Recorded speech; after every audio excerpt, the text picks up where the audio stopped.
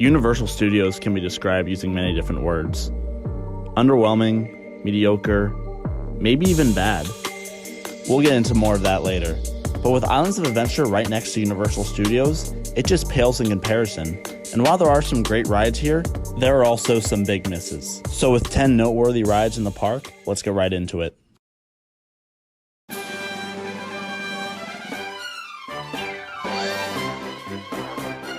Coming in last place, and it's not even close, is Fast and Furious Supercharged. I have no idea who greenlit this idea, but man do they need to be fired. I mean, oh my gosh, this thing is bad. It's an exact copy of the Backlot Tour in Universal Hollywood, which you sit in a bus the entire time while screens are around you. And while unfortunately screens are a common pattern here at Universal Studios, this is just executed so poorly, it's just not even funny. I could go into more detail about why it's bad, but just ask anyone who's written it. The lines are normally way too long, and if you don't have time, feel free to skip this one.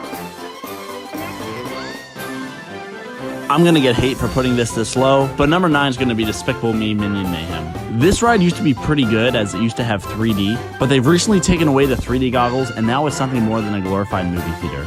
This ride is very popular because of how popular the Minions IP is, but if you take away the Minions IP and leave just the ride, what you would have is Jimmy Fallon's Race Through New York, which will be coming in the number 8 spot on today's list. I don't understand why this ride gets so much hate and Minions get so much love. The rides are identical to one another in terms of the ride systems. In both, you're just sitting in front of a screen while the chairs vibrate and move around. And while the Tonight Show doesn't exactly scream theme park attraction, I like the queue and I like the ride. It's more entertaining than Minions and just comes in slightly above it for me.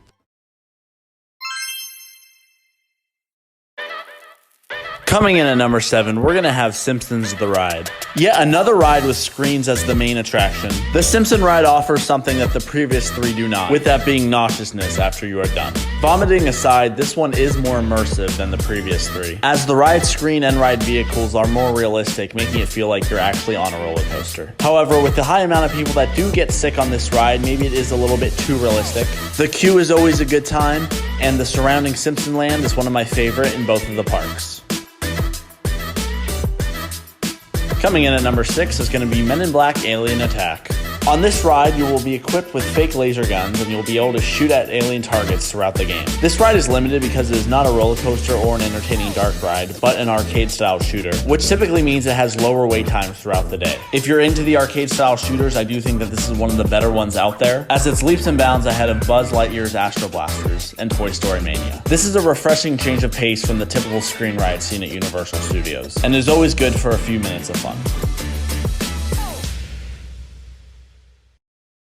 Rounding up the top half of our list, it's going to be ETS Adventure. Rumored to only be kept around because it is Steven Spielberg's favorite ride. This enchanting dark ride offers so much. While it's not going to give you the typical thrills or awe of a modern-day Universal attraction, this fun little journey through ET's story is fun, wholehearted, and just an overall good time. While I skipped this on my first ever trip to Universal, as I was told it was not a must-do, I would have to say that I disagree now, as every time I go, I have to make sure I get on this ride at least once. In 4th place, and the last of what I consider to be the mediocre rides, is Transformers. I have to say that this is not a hit with everybody, as the ride experience can be a little rough and leave some feeling nauseous. However, with this being one of the most expensive attractions ever built when it was conceived, it is hard not to put it near the top of the list. While there are many things that can make this an absolute A+ attraction that they miss out on, it is still a must-do, and I would recommend it for pretty much every family. And now, with just 3 rides left, we're now into what I consider to be the top tier of rides, the marquee attractions, or...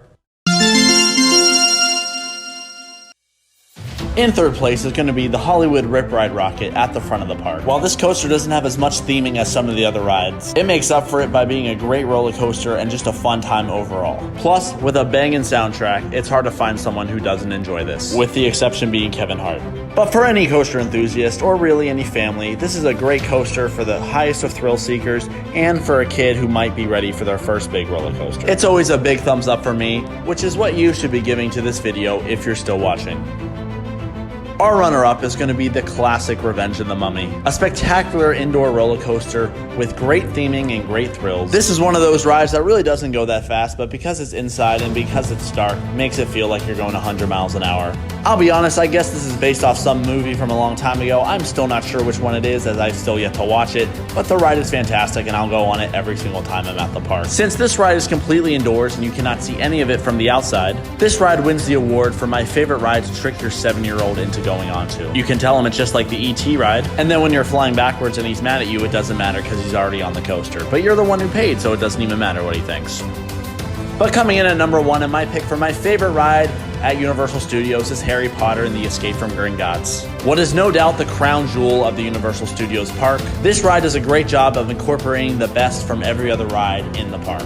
It has better theming than the Simpsons Land, with one of the best views in the entire world out of any theme park attraction, with the inside of Gringotts Bank. The ride itself does a great job combining a roller coaster with screens with real life sets. It is so good that even if you're not a Harry Potter fan, it'll leave you with a smile on your face and the desire to purchase HBO Max to watch all 8 movies. Add an absolutely blockbuster IP with Harry Potter, and that leaves you with one of the best theme park attractions in the world.